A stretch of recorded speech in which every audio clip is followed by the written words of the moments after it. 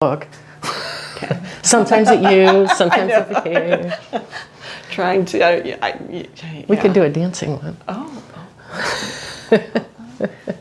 I always wanted to be a dancer when I was little. Me too. My friend and I would make up dances.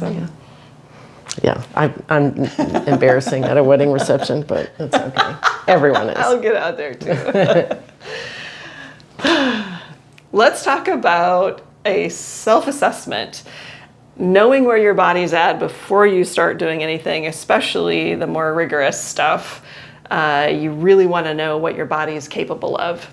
And in the sports world, if you can't pass some of these basic tests, assessments, then you don't even get to practice.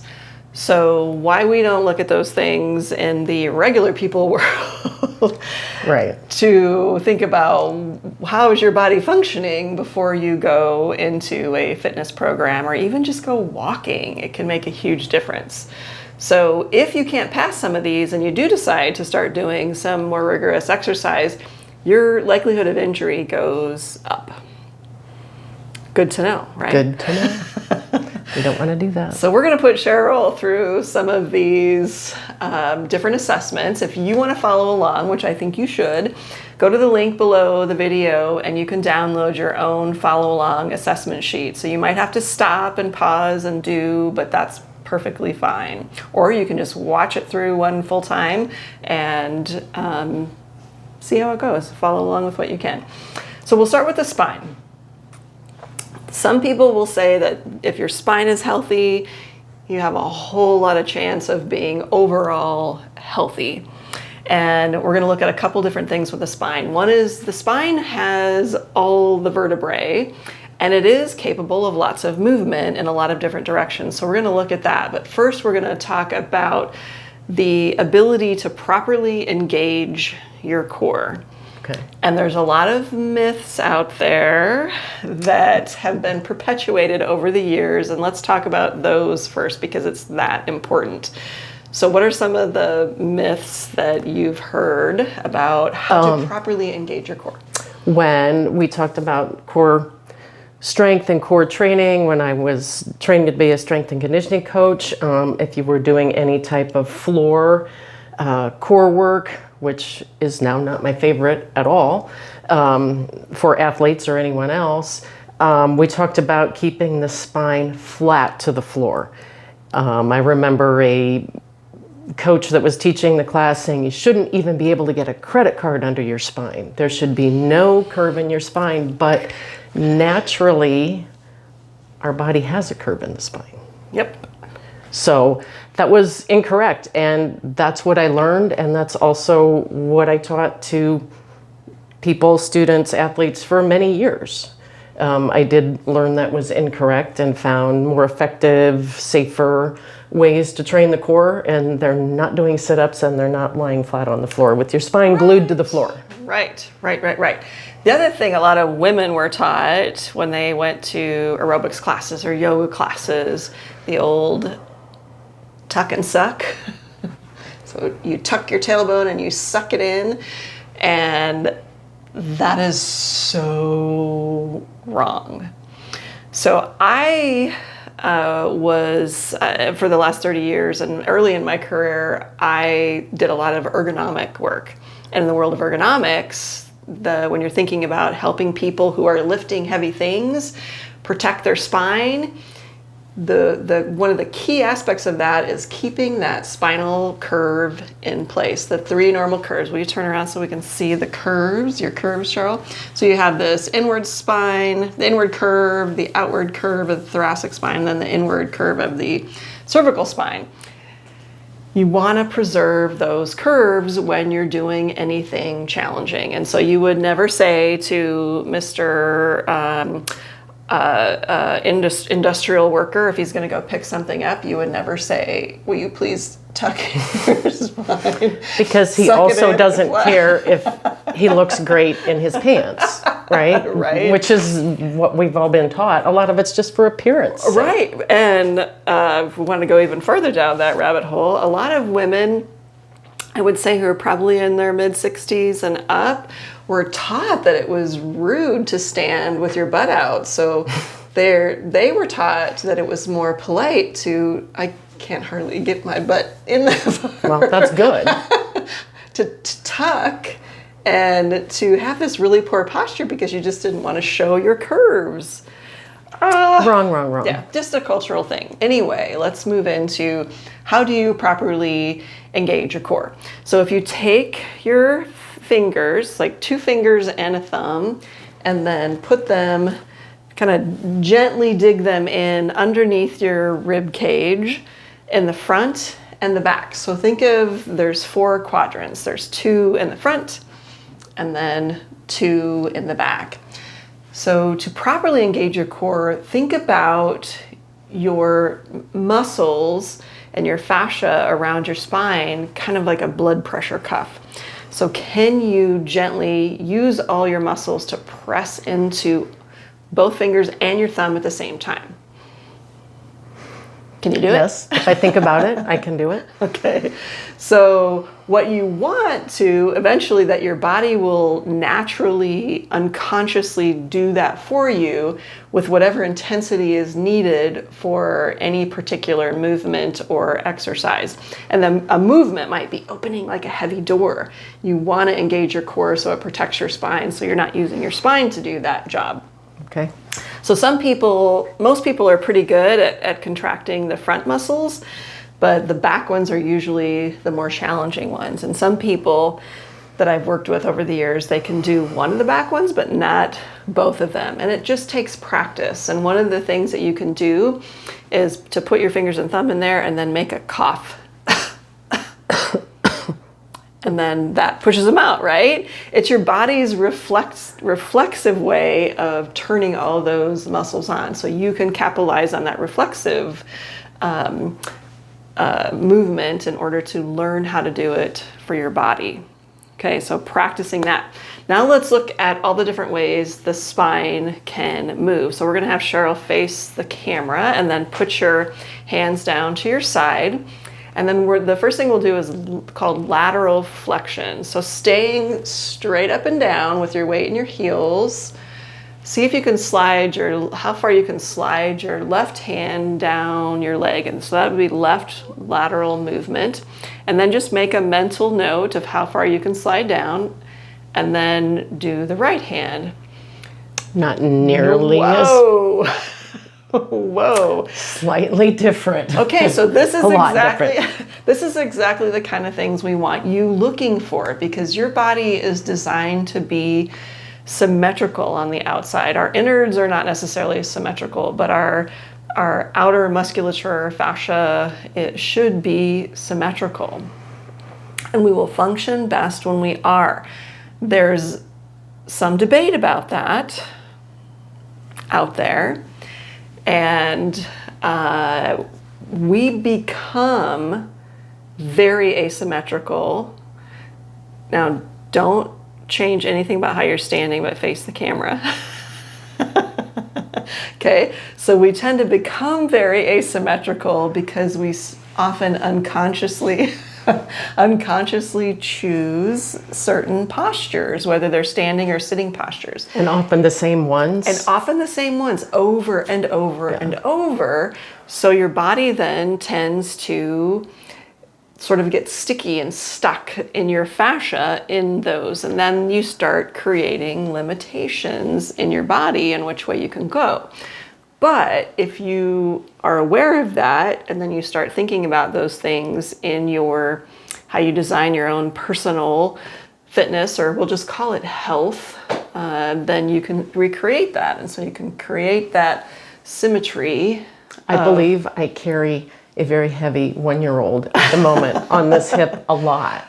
That would be a great example of how life starts to shape us. And the car seats that are safe and wonderful now for babies, but I believe my grandson is over 20 pounds and in an infant carrier seat, and I carry him when I'm babysitting in this arm, and my purse and my whatnot over here, but I'm like this. Okay, that's just awareness. And so if that's the the things that you do in your life, then when you get yourself to your mat or your cute rug to do your exercise or your stretching, then you know that you have to counterbalance the tension that life is putting in.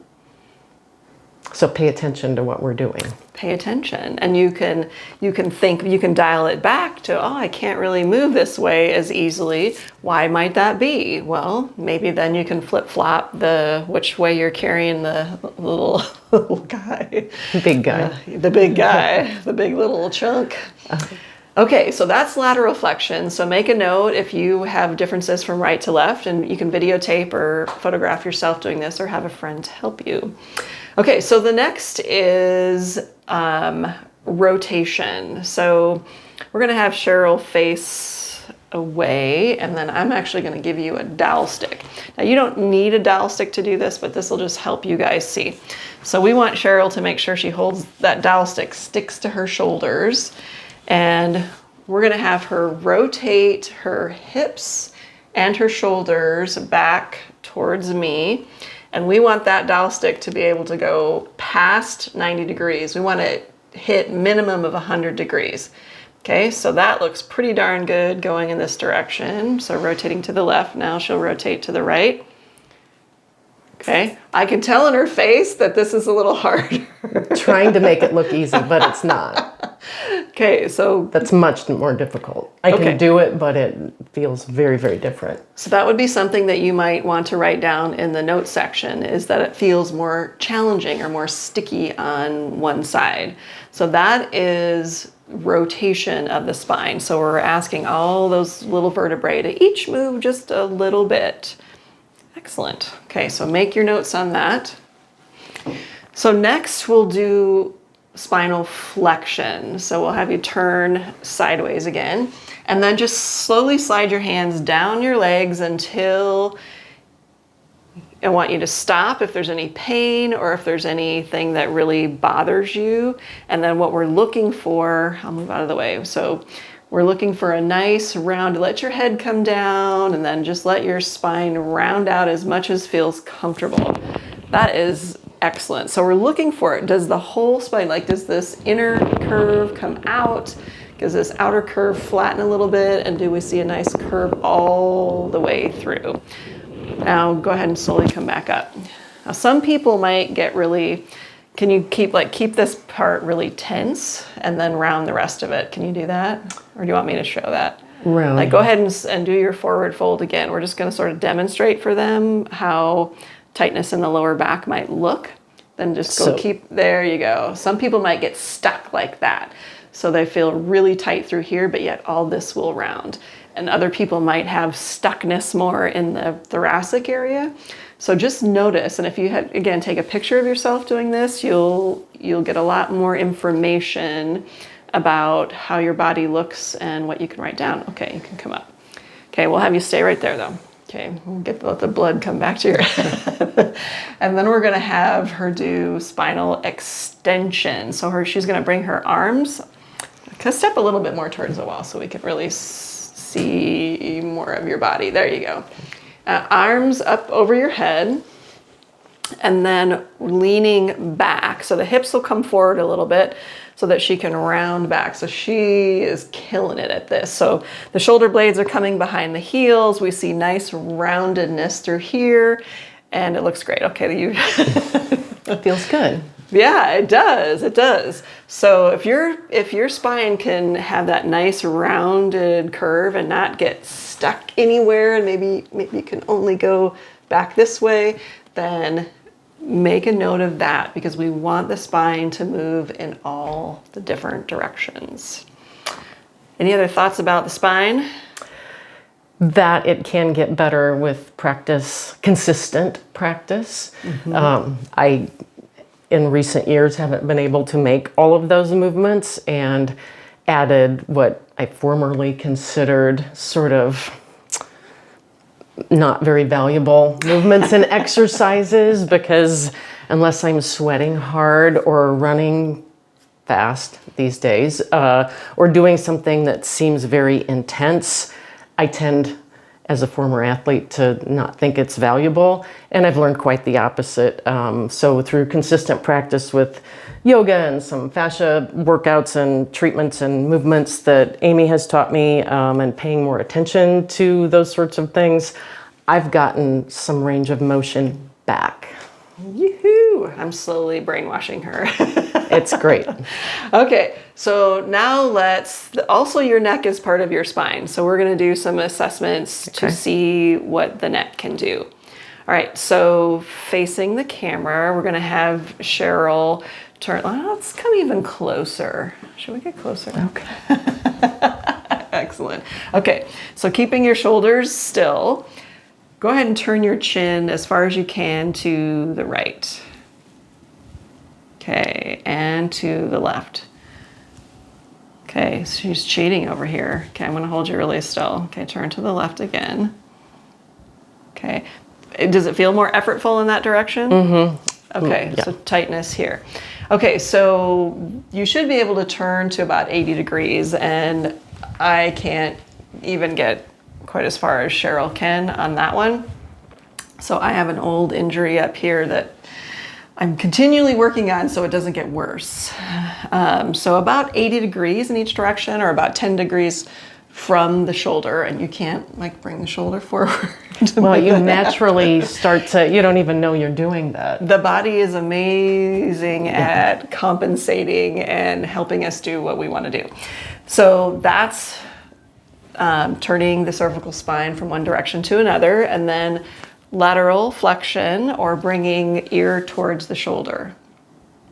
Okay, and then the other direction. Okay, now accordion, see how she brings this up to... Didn't even know that, which is why it's important to have someone else watch you or assess you or film yourself, because if I was doing this at home alone in my basement on my mat, oh, look what I can do. I would be very proud of myself.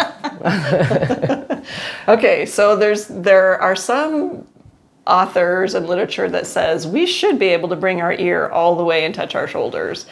But in our culture, no way. I would say most people can't do that anymore. So what I'd like you to look for as you go ear to shoulder is just, what do you feel in your shoulders? And then continue, if you feel any tension, then you know that's something to work on. Okay, now turn sideways to the camera. So we're gonna ask Cheryl to tuck her chin to her chest. And can you touch? Mm-hmm. Okay, well, excellent. Almost. Pretty darn close. Okay, you should be able to get darn close to touching your chin on your chest. Now we're gonna have you look up toward the ceiling. Oh, I felt some crackles. Okay, that looks good. You should be able to get your face almost horizontal or parallel to the floor or the ceiling. Okay, you can come back up. Okay, that's a tough one for me because of this. I can't even see how far I'm getting. But you don't want to cheat by bringing the bottom of your ribs up. So anyway, definitely something that I'm continually working on myself. But that's the cervical spine. And a lot of us have a lot of tension because we hold our tension in our shoulders or our jaw. So working on that is definitely something that would be important. All right, anything else about the cervical spine? No. Okay, let's go to the shoulders. Okay. The movement of the shoulders has a huge influence on the health of the neck. So checking your shoulders out and seeing how they can move is really important. So we're gonna actually have Cheryl face away from the camera, and we're gonna have her let's start with your left hand. We're gonna have her reach in front of her face and see if she can touch her shoulder blade over here. Okay, and now reach over your head and touch the shoulder blade over there. Wanted to cheat there. And now can you go underneath and behind the back and touch the shoulder blade? Great. Now can you do the same thing on the other side? No. Okay, let's see what you can do. Oh, okay, across. Forward. Okay, and then behind your head. Okay, a little more challenging. A lot. Okay, and then underneath. A little more challenging. And I'm also cheating. She's really working hard on getting there. Okay, so that's something to really be aware of. We tend to get really asymmetrical in our culture because we tend to be really one hand dominant, and we don't even think about how can we balance that out. So make your notes and then we'll move on. Okay, we're going to go all the way down to the feet next. So you want to back up a little. Oh, your feet are so much more tan than mine. Okay, so we tend to think about if our feet start to hurt or bother us in any way, we tend to protect them even more rather than thinking about making them more flexible and stronger. So if have you ever had to wear a splint on your hand or a cast? Yes. Oh, and then what happened when your hand was splinted for a period of time? It smelled bad, first of all. Second of all, That is true. it was very weak, and it got stiff and from not moving it. Yeah. Yeah. So if we think about shoes are kind of like splints on our feet. So if we're constantly in shoes, our feet get weaker and stiffer. And if we think about the design of the feet, I don't know if you remember this little tidbit. How many joints I'm going to quiz you, Cheryl. How many joints do you think are in the feet? I used to know and I don't know anymore. I'm just going to be honest. 33!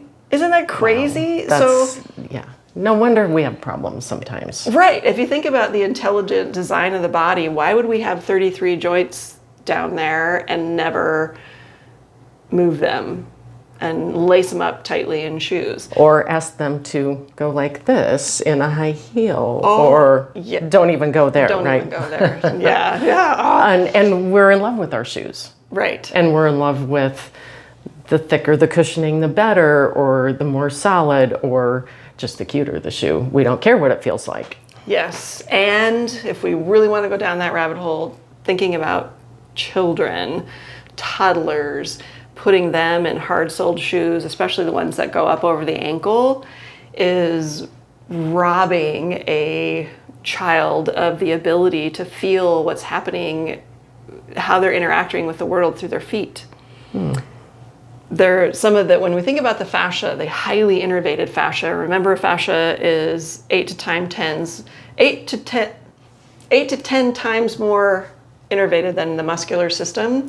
So we get so much information to our brains. Our brain is 8 to 10 times more interested in our fascia than our muscular system. So because we're feeling the world through our fascia.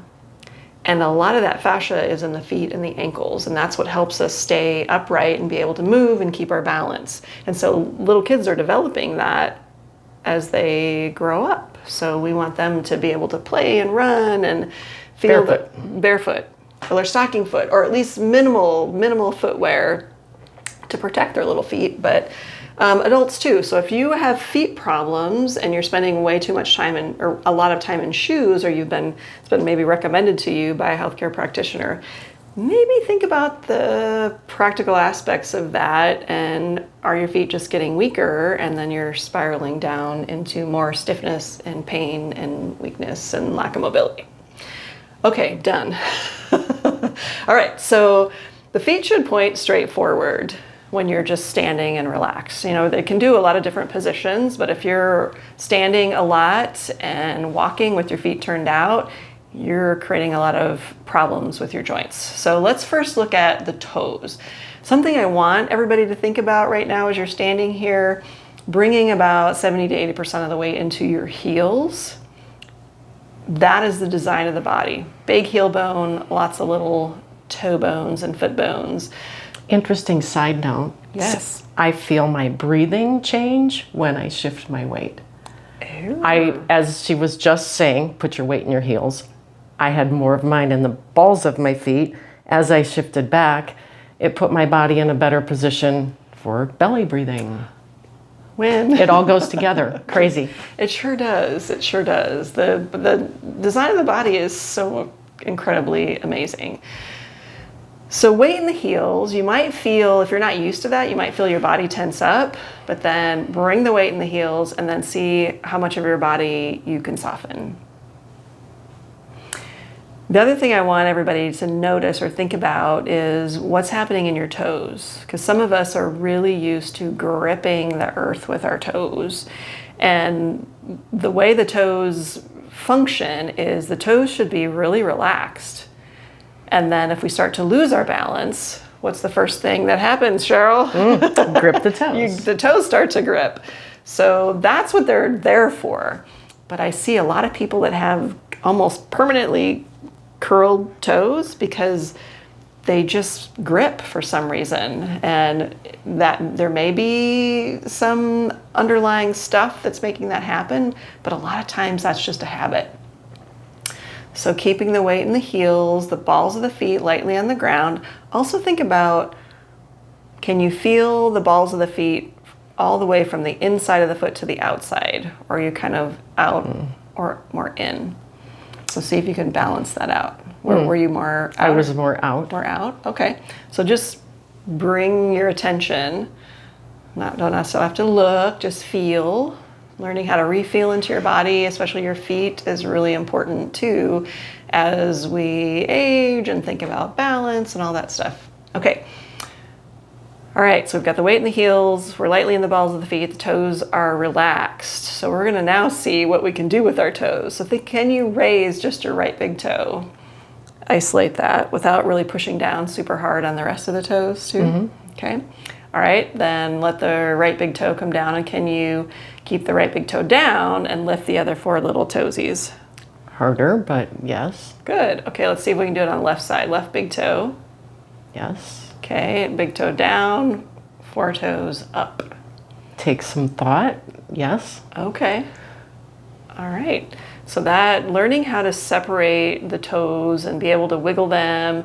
Some people can really isolate even one toe. I can kind of move just my pinky toe. Very impressive. It's like a party trick. It's very impressive. No, I don't do that at parties. But well, you could, because you're probably not wearing shoes. But exactly. Definitely not high heels. Okay, so that's some of the things to consider and recognize about your feet and think about integrating as you move forward into what you're doing. So moving up, ankles. Okay. So the ankles can move. So again, don't do anything that feels painful. So slowly move into some of these motions. So let's start by rolling to the outside of the feet and just see how that feels in your ankles and how far you can move. And can you almost try to point the bottoms of the feet towards each other? That looks pretty good. I don't have a specific range of motion that I want you to think about what you can or can't do, but can you even do it comfortably? And then the opposite. So you might have to take a step, your feet apart a little bit. Can you let your knees kind of come together and roll onto the inside of the foot? And just how does that feel?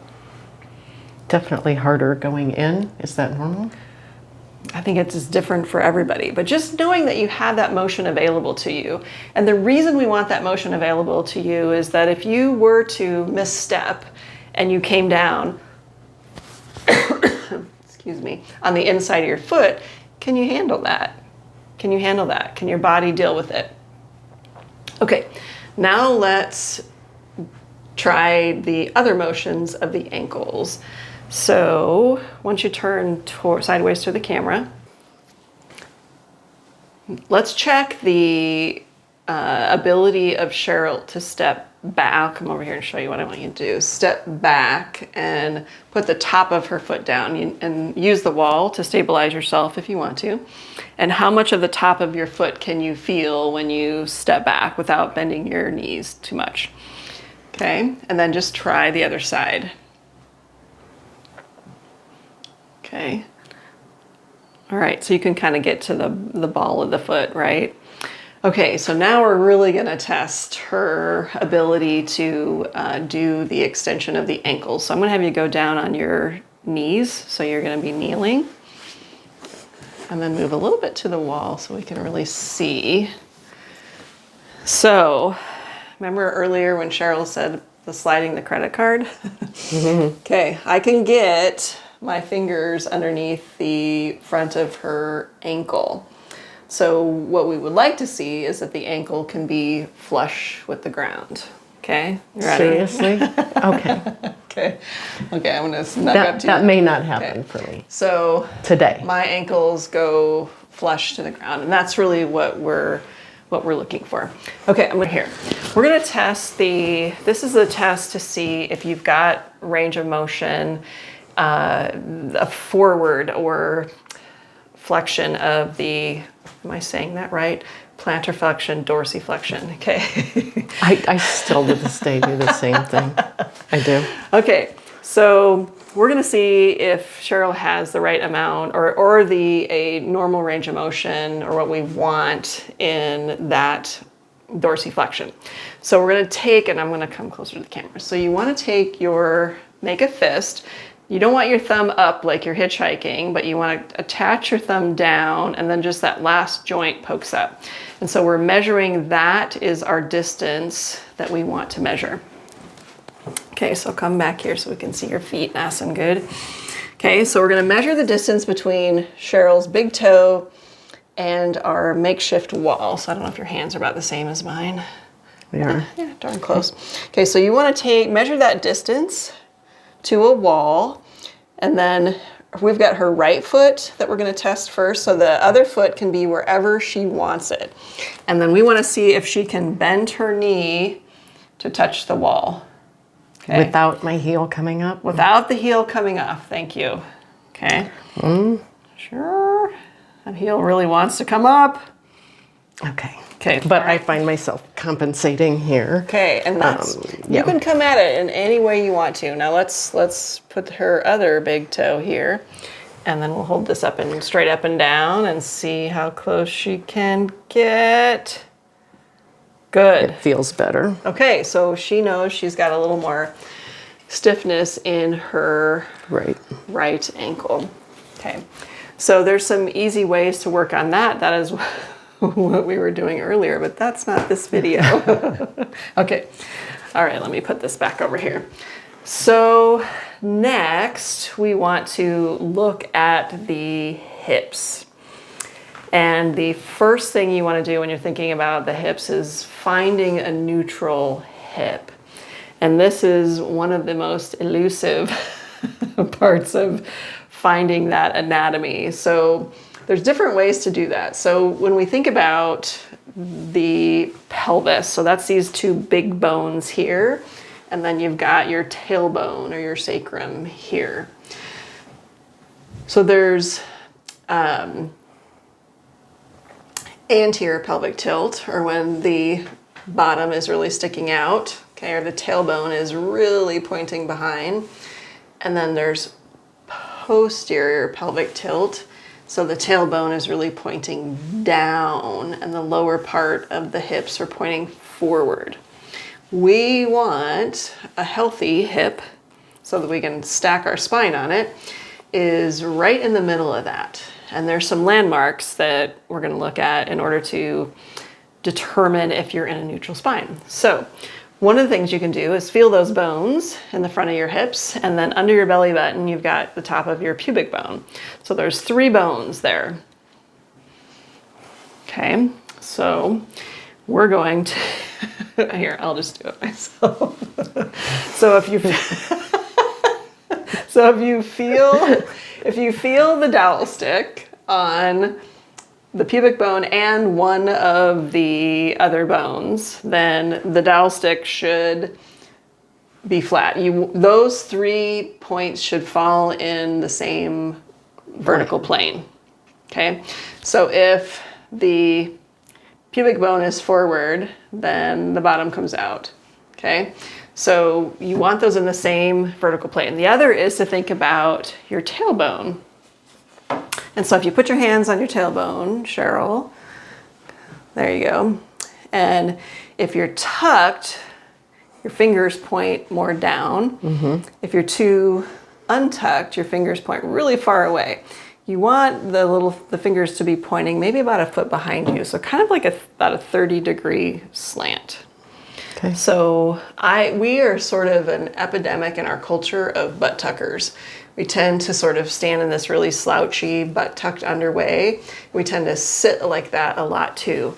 And that really creates an environment where you can have a lot of low back problems, because you're taking that nice curve away from your body, and that creates an environment where the discs can start bulging out of the spine. And we don't want that, because that hurts. Okay, so we found our neutral.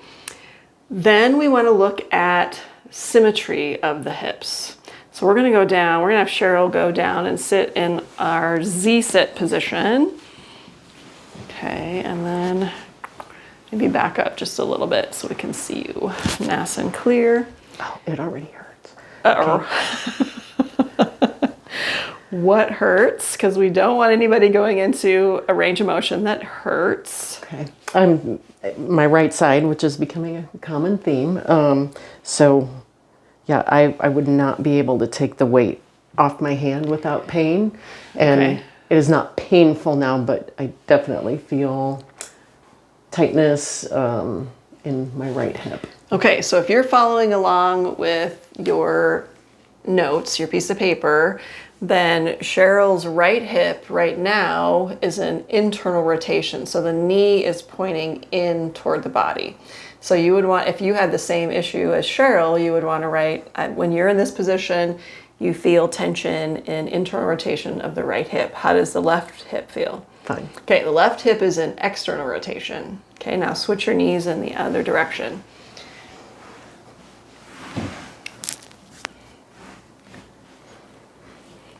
Okay, what do you feel? Left hip still feels fine. Right hip still feels tight, but not nearly as much. Okay. So less tightness, but definite difference. The other thing we want you to think about is, when you're in this position, can you get your spine or your body perfectly vertical? And what feels limiting you from being able to do that? Tightness in my right hip and maybe up into the abdominals even. Okay, so that would be a note you would want to make, because we're looking for symmetry from one side to the other, any tension or any discomfort. So go ahead and pop up, and I'm just going to show kind of where we're headed with this, because this is also something that I couldn't always do. But sitting, we want to be able to, Cheryl was kind of, her body is leaning this way. We want to be able to take the body vertical and then have it symmetrical on each side. Beautiful. That's, thank you. I mean, it is. The things I think are beautiful now are different than 30 years ago. I think that's impressive, and I think I'll be able to do that in time. And that your body will change. Your body will, your fascia is a lot of the limiting factor because of the habits that we've created, but our sort of tagline is consistency over intensity, and it's that consistent, gentle movement that will make your body change. Okay, so extension. Extension is a little more difficult to measure, and I think we're going to use the wall to do this. Okay, we're going to have to move my pretty little plant here. And I'll go ahead and just demonstrate it. Can you still see me in the video? Yep. Why don't you stand over there? That's a little hard to see me. So you can do this in a doorway, but what we're looking for is, can you keep the pelvis, the hips in neutral, and still get a lot of hip extension?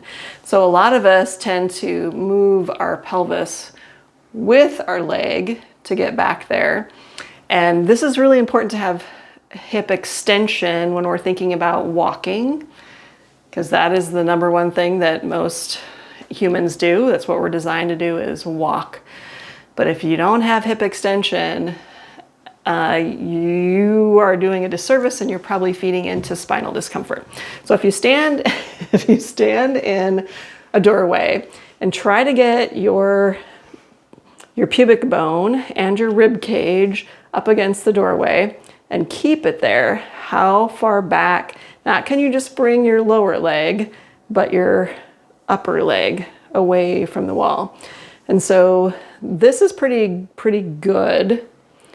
I cannot remember the exact degrees that we're looking for, but if you can take your upper leg forward and back and still keep touching at the wall. Cheryl, do you want to see what you can do? Okay, try to nudge up the pubic bone and the sternum. Good. Okay. And then keep that pubic bone touching the wall. And how far back can you go? Great. Yeah, I can do that, but that doesn't count. It's pretty though. Difficult. Okay. But you can looks like you can get a good 10 to 15 degrees, and that's good. That's good. Okay. All right. Reset our set.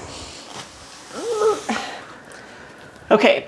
So the reason that's important from the perspective of fascia is walking is much more efficient when we have the ability to get this extension, because our fascia holds a lot of springiness when it's healthy. And so when we're walking, it's not always especially when we're taking a longer stride, we don't want just muscular effort bringing the leg through. If you get a good walk going, it'll almost feel like your back leg is springing forward with each step.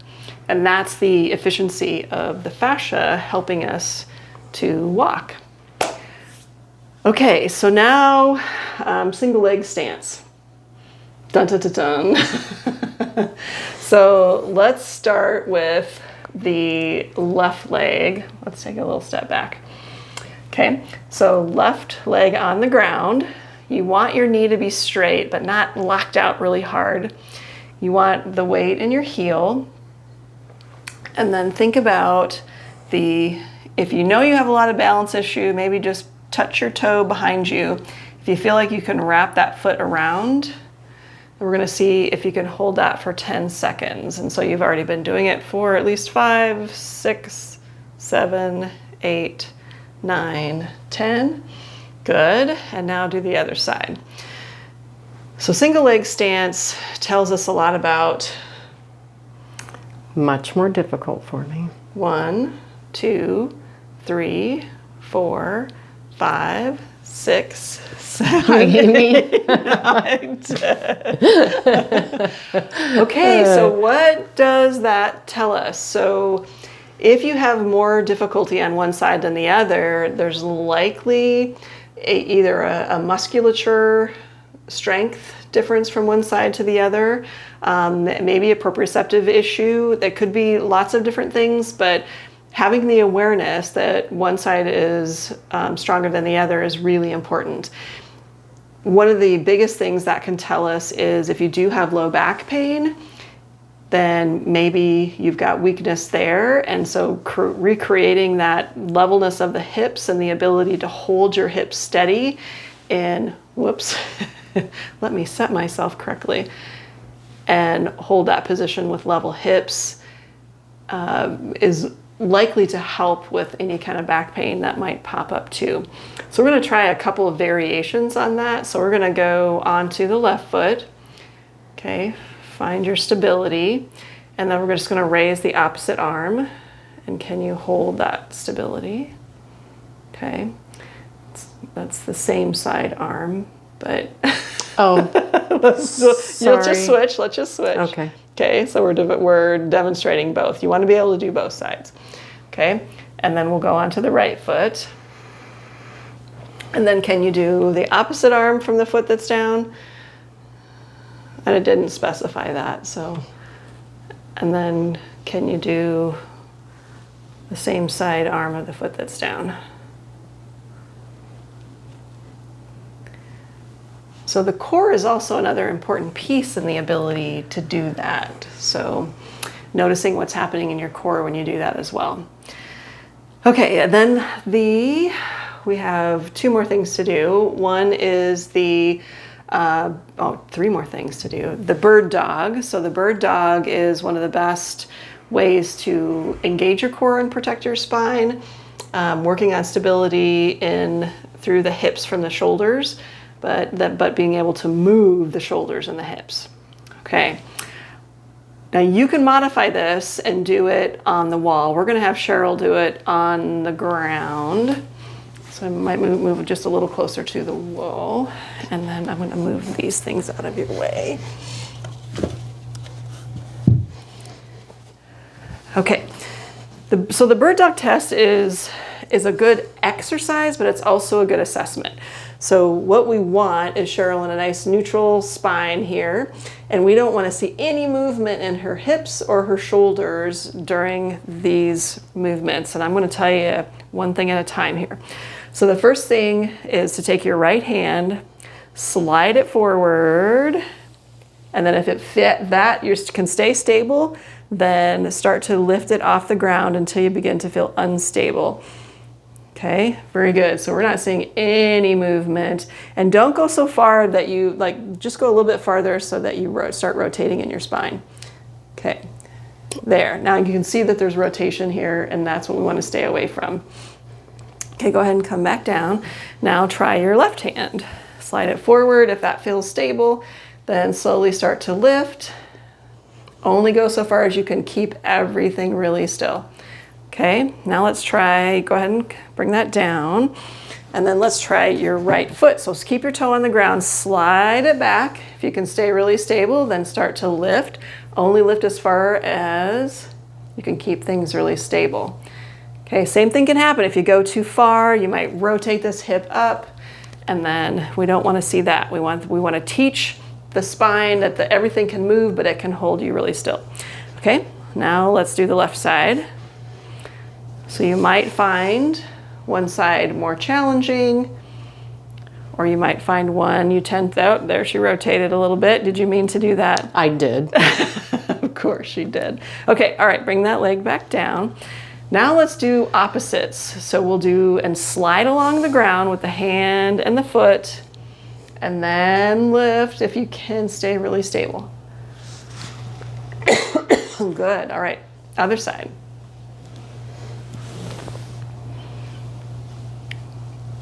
Okay, very good. Does either side feel a little less stable? No, they both feel stable. Pretty good. My right side is a little, I feel it a little bit. I don't feel unstable, maybe a little tight or a little okay. something. Something's going on in her hip.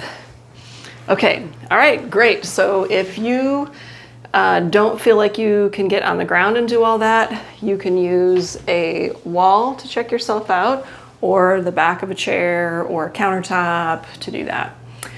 All right, you ready for squats? Yes. Yes. Okay, so I want you to think about, squatting is one of we're designed to squat, and there's just dozens of health benefits from squatting, but most of us aren't used to that. So we're going to start with more just an easy squat. So feet underneath, I'll turn to the side and you stay facing front. So feet underneath with the feet pointing straight forward. Okay, so when I say feet underneath the hip bones.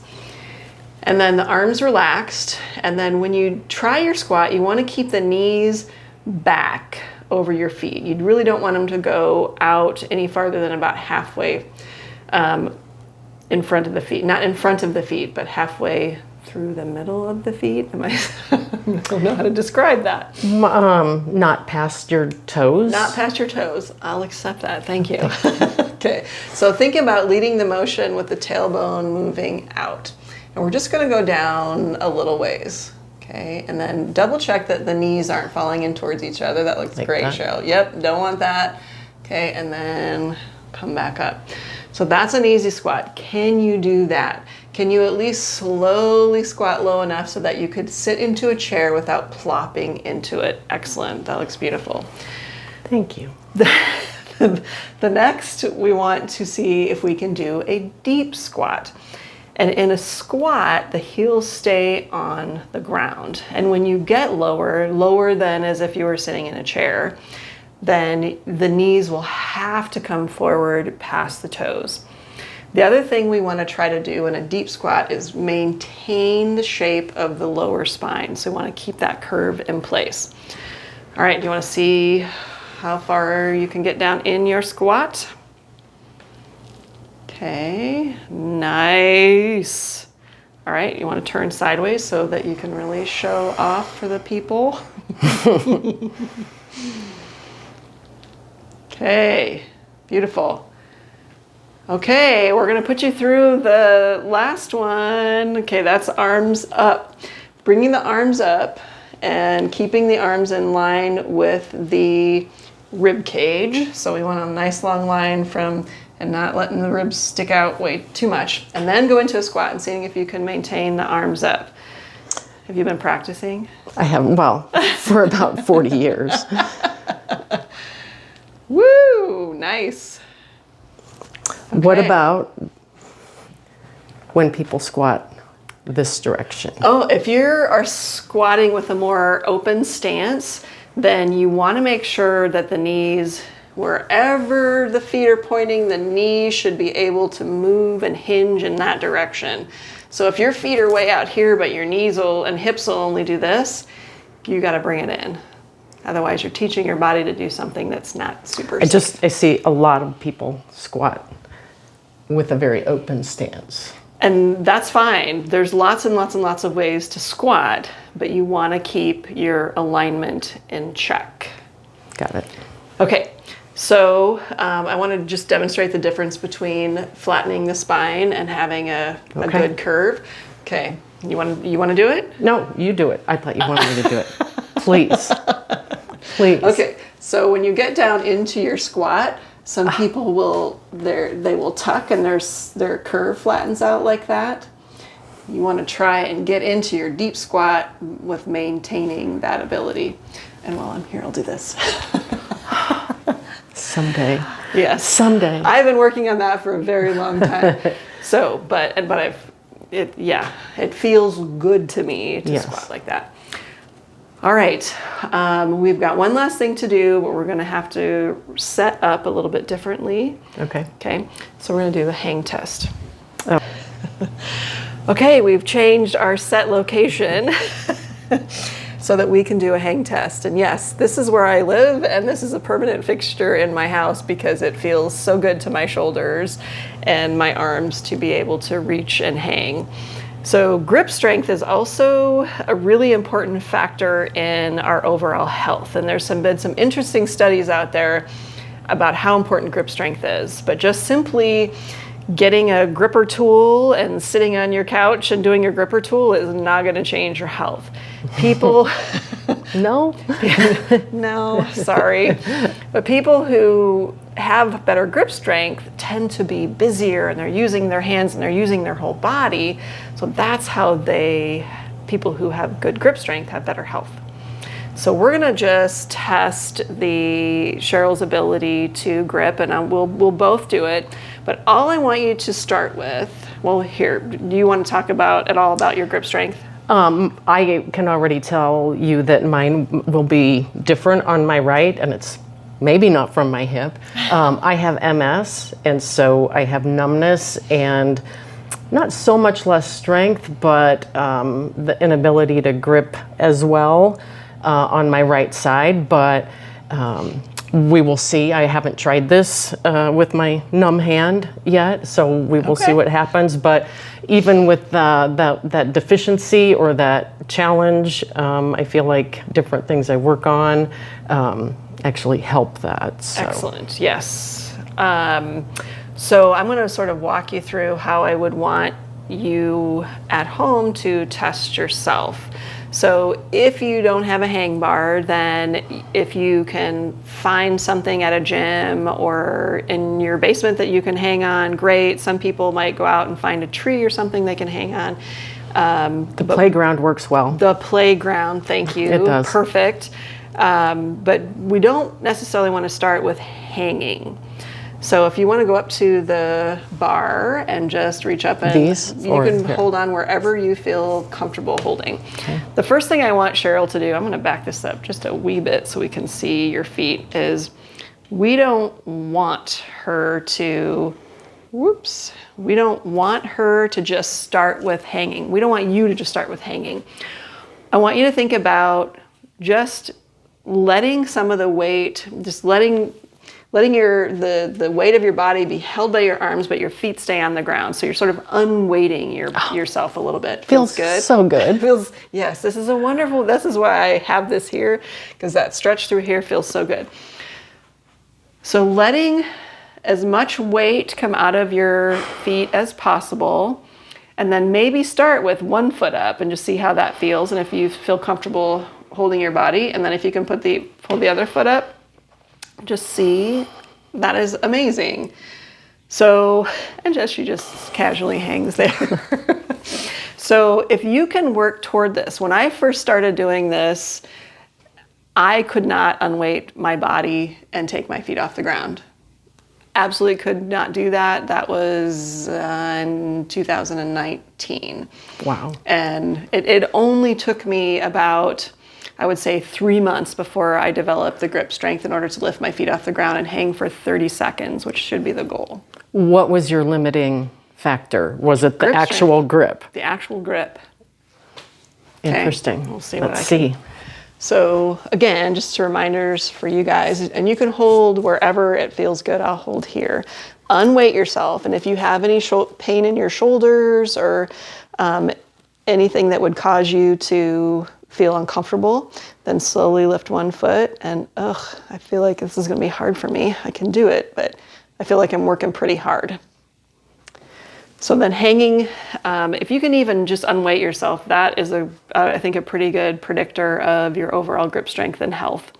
If you do go to a practitioner like myself, we often have these little measuring tools where we can actually take a pounds per pressure and see how you compare to norms in your age range. Okay, we made it through everything. Cool. Anything else you want to add, or? I don't know. Okay. No, not that I can think of. I had one thought just in this segment. What was my thought? I can't remember. Well, I'll say for now, jot down on your sheet all the different things that we did, and take pictures of yourself in the different positions, like in the Z-sit, to see your symmetry and asymmetry. And that is a really nice way to judge your strength, because sometimes when we're still not exactly where we want to be, it's hard to feel good about that. But if you can look back on where you were, then that can be really motivating. How often would you say you should reevaluate? So I have some issues on my right side. I have mental notes of what's challenging for me right now. What would be a good amount of time to practice some of these things, work on them, and retest? That's a really good question. Your fascia remolds slowly. Your fascia will change more slowly than your muscles will change. So giving your body time to do that. And it really depends on how consistent you are, and if you're not being, your fascia, if you go at some of these stretches really intensively, all the stretches we're going to show you in future videos, that your body will not change. Your fascia will resist. It will try to protect you. So consistency, gentleness, and then I would say if you reevaluate in about 4 weeks, then you're probably going to see change. So the way you practice this kind of goes against the weekend warrior type athlete mindset, which so many of us have. If you like adventure, or some 10K races or triathlon, or you have a lake house and you kayak and water ski on the weekends. Yeah. Okay. It's almost the opposite type of training that many of us are used to. Yes. Looking at your body through the lens of the fascia is, and you can do all these things, and those things can be fun, and in other videos we'll do more things that you can actually do to challenge your body, and Cheryl's going to school me at some of that stuff.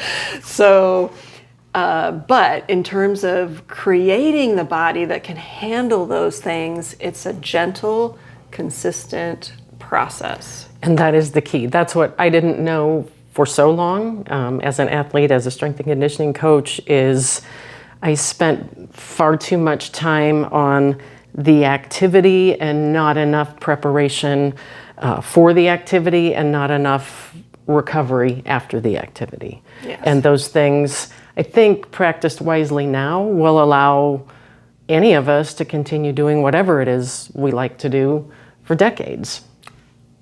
And that's a place to end, because that's exactly what it's all about. Right. And it is.